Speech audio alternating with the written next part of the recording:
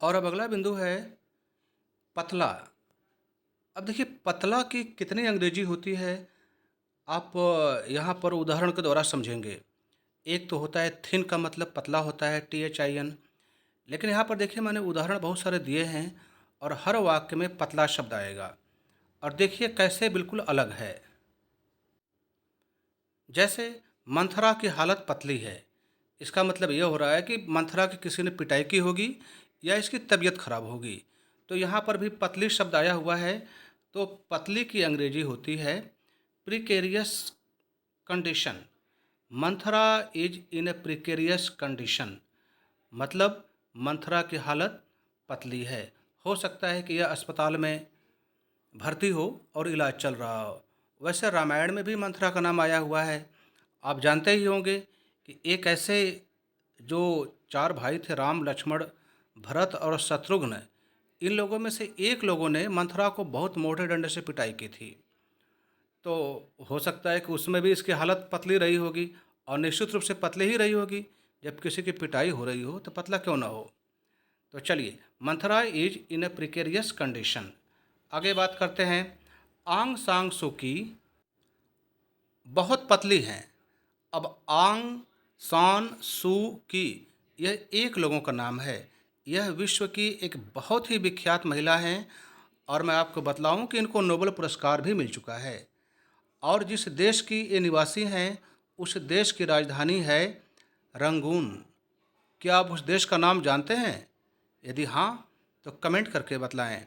तो आंग सांग सूकी बहुत पतली हैं। जब इनको आप देखेंगे तो बहुत दुबली पतली दिखती हैं, लेकिन वास्तव में ऐसी है नहीं। जब आप देखेंगे तो आप निश्चित रूप से मोटिवेट होंगे। तो चलिए इसका हम लोग अनुवाद करते हैं। आंग सांग सू की इज वेरी स्लिम। स्लिम जो है, यह नेगेटिव में नहीं लिया जाता है, इसको पॉजिटिवली लिया जाता है। न अधिक पतला न अधिक मोटा।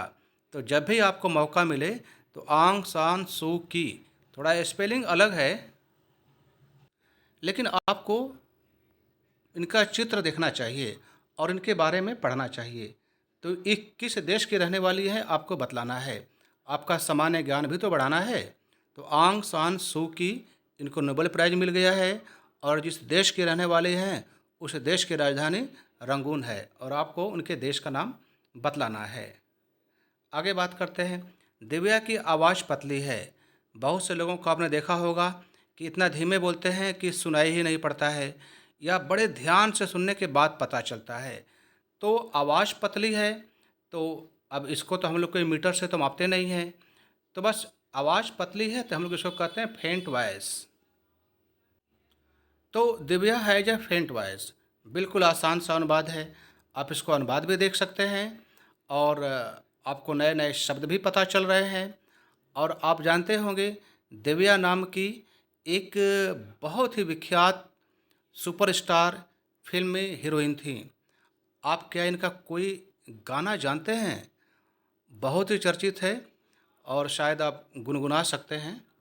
खैर आगे बात करते हैं। लेब्राडोर एक पतली धारा नहीं है। लेब्राडोर देखिए एक डॉगी का भी नाम होता है, और एक धारा के भी नाम है। तो यहाँ पर भी देखिए पतली शब्द आया हुआ है।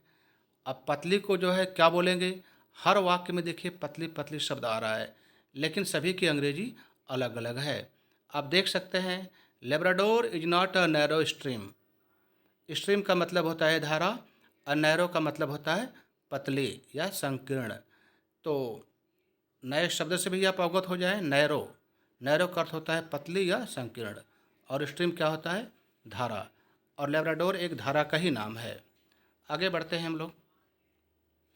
कश्मीर पतली सूत है। कश्मीरी पतला सूत है। अब सूत तो आप जानते ही हैं, कपड़े सिलने के काम आते हैं। बहुत से सूत मोटे होते हैं, पतले होते हैं, बहुत से मुलायम होते हैं, बहुत से रूखे भी होते हैं। लेकिन कश्मीरी जो सूत होता है बहुत ही पतला और सुंदर माना जाता है। कश्मीरी जैसा कि नाम से ही पता आपको हो गया होगा कि किस राज्य का है। वैसे कश्मीर की राजधानी तो आप जानते ही होंगे। चलिए, आप अगर नहीं जानते होंगे तो ज़रूर जान लेंगे। आगे बात करते हैं। Kashmiri is fine fabric. अब देखिए यहाँ पर फाइन का मतलब हो गया पतला और फैब्रिक का मतलब है सूत। तो यहाँ देखिए अभी पतली धारा के लिए नैरो स्ट्रीम था और यहाँ पतला सूत के लिए फाइन फैब्रिक। तो बहुत से शब्द ऐसे हैं कि आवश्यकता अनुसार इसका प्रयोग होता है। आगे बात करते हैं। सिपाही को पतला दस्त हो रहा है। पतला दस्त तो आप जानते ही हैं कितना अच्छा लगता है, ख़ास तौर से वे लोग जो पेट की समस्याओं से परेशान रहते हैं। तो कभी कभी पतला दस्त जब होता है तो निश्चित रूप से सबको अच्छा लगता होगा। तो सिपाही को पतला दस्त हो रहा है, हो सकता है बेचारा इसीलिए ड्यूटी नहीं कर पा रहा हो। तो सिपाही को अंग्रेजी में क्या कहते हैं? पुलिस कहते हैं। और मैं कहूँ कांस्टेबल तो कांस्टेबल कहते हैं। Constable is having loose motion. Loose motion आप जानते हैं शौचालय में जो है हर आधे घंटे बाद जाना होता है और आदमी दौड़ दौड़ करके पसीने पसीने हो जाता है। जो लोग इस समस्या से पीड़ित हुए हैं उनको भली भांति पता है कि लूज मोशन क्या होता है। तो लूज मोशन का मतलब होता है पतला दस्त, अर्थात जिसमें शौचालय में बार बार जाना होता है और हर आधे घंटे बाद, 15 मिनट बाद, 10 मिनट के बाद लैट्रिन होती रहती है। और सिपाही को अंग्रेजी में कहते हैं कांस्टेबल। तो अभी आपने सीखा कि पतला की अंग्रेजी क्या होती है। बहुत सारे पतले की अंग्रेजी होती है और ये अलग अलग संदर्भ में, सेंस में प्रयोग होता है।